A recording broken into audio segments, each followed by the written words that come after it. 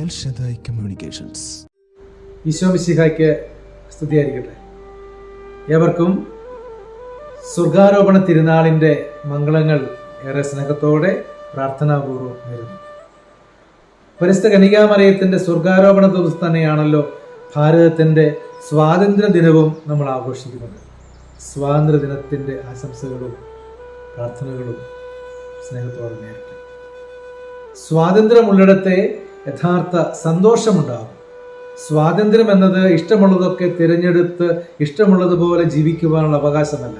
പ്രത്യുത ദൈവികതമനുസരിച്ച് ജീവൻ പുറപ്പെടുവിക്കുന്ന നന്മയുടെ വഴികളെ തിരഞ്ഞെടുക്കുവാനും അതിനുവേണ്ടി ജീവിക്കുവാനുമുള്ള മനുഷ്യന്റെ ഉത്തരവാദിത്വമാണ്.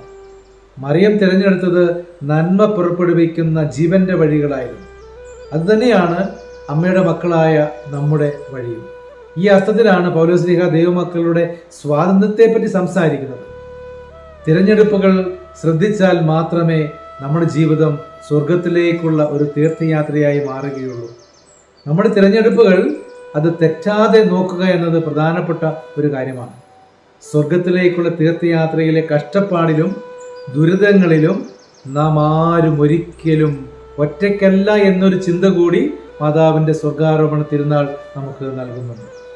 തളരുമ്പോഴും വീഴുമ്പോഴും നമ്മെ സഹായിക്കുവാൻ, താങ്ങി നിർത്താൻ, വഴി നടത്താൻ സ്വർഗത്തിൽ നമുക്ക് ഒരു അമ്മയുണ്ട് എന്നത് വേദനിക്കുന്ന, കഷ്ടപ്പെടുന്ന ഏതൊരു മനുഷ്യനും ഏറെ ആശ്വാസം നൽകുന്ന ഒരു കാര്യമാണ്.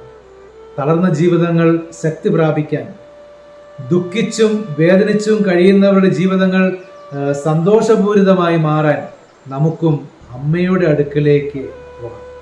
നമുക്കും സ്വർഗാരൂപതിയായ അമ്മയുടെ കരം പിടിച്ച് സ്വർഗത്തിലേക്കുള്ള പ്രയാണം തുടരാം.